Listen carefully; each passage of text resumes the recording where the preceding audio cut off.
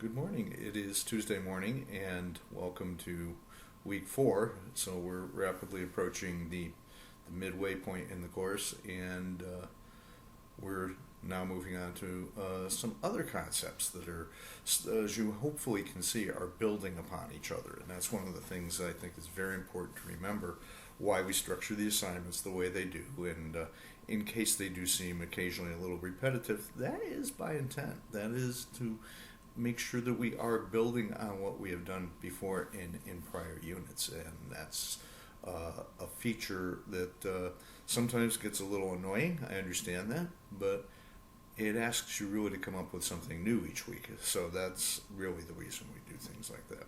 Okay, last week we got everybody all excited about how we all want to go work for IDEO because that's where you can have fun and be creative, and everybody's on the same plane, and everybody's all happy, and also we still have to run a business. And one of the things that I commented to a number of people about was the fact that, despite what we saw there, looking as intriguing and as interesting and as different than what many of us have experienced for our entire careers and or even our educational experiences. Most of that was customer facing. Most of that was what the company did to generate value for its customers and by extension generate value for itself. And what they found quite clearly was a formula that works for them within their industry. And several of you also rightly pointed out that maybe it wouldn't translate as well to every industry or every situation. It's just something that is there, it's interesting, and it's worth a lot of thought. That's the whole idea again. Are we saying that's the right model, that everybody has to go and work in that model? No.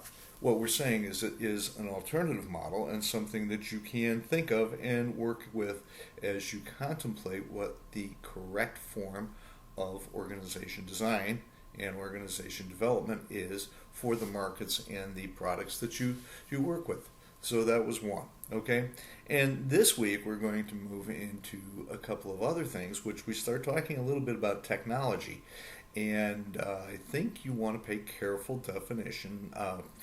attention to the definition of what technology is. Most of us, when we say technology these days, it's been kind of an overused term in the sense that we talk about pretty much computer, smartphone, tablet, internet, all that is technology. Well, you know what? A horse and buggy is technology. A candle is a form of technology, right? An oven is a form of technology. Technology is a factor of production, of producing something. And look at what the definitions that we work with lead us to think about, and think about more and get that actually a more expansive view of technology back. The other thing I want to talk about today, too, is for most people, one of the things we are going to talk about and that the material in the unit emphasizes is this idea of core competency. And core competency is very important.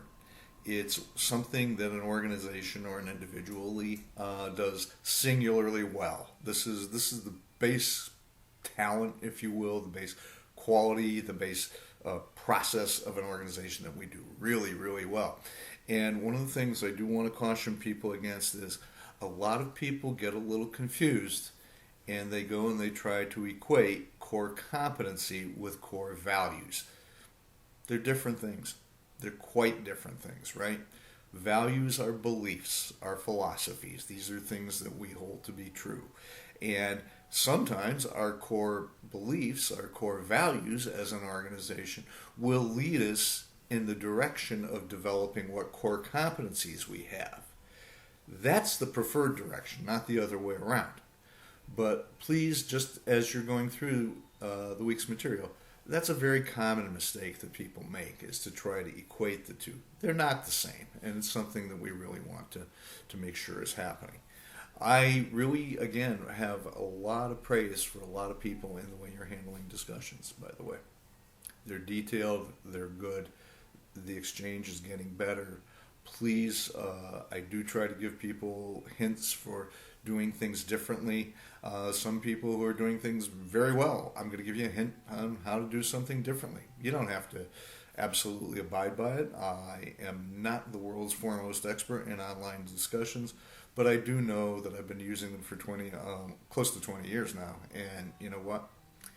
It's a very, very powerful tool for engagement and for learning. And that's what we do in online education. We have to engage differently because we can't engage personally face to face. Is it just as effective? I think if it's done right, it can be. So that's really, the messages are pretty simple this week. Keep the engagement up, keep working within the framework of what we've set up, because that's a tried and true framework. If you do have any questions about anything, please, people, several of you have contacted me about a number of subjects, a number of things. I try to remember every contact we have. Sometimes if I write things down, if you talk to me about an extension or something like that, and I don't remember, please remind me. If you remind me, I'll remember right away. I really think the work has been good. It's probably going to get a little tougher as we go in. For instance, this week's assignment is not a paper, it's a PowerPoint. And everybody says, oh, that's really easy. All I've got to do is put together a PowerPoint. To put together a PowerPoint that's effectively contained all the information that you want it to contain and to get it to be an effective presentation, a lot of work goes into that. A lot of effort goes into that. So please don't take it lightly. That's it's not a week off. And by the way, all the rules that apply to, and by rules I mean conventions that apply to writing, really apply to a PowerPoint presentation, right? Rules about reuse of material, reuse of prior efforts. It's got to be original. All the rules of academic integrity apply here, so it's just something to keep in mind. It's not that we've had any real problems. We've just had some questions on the how-to, and mostly they've been questions that, quite frankly, should have been answered, I think, a long time ago. As we started your academic career, we shouldn't be waiting till now on a 400-level course to do it, but hopefully we can get you the information you need. So again, I am very pleased with what I've seen and where we've gone. We are rapidly approaching the halfway point, and I think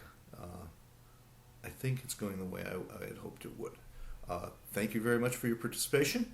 If you do have any questions, people do know where to get me, and we'll go on from here. Okay, thanks again.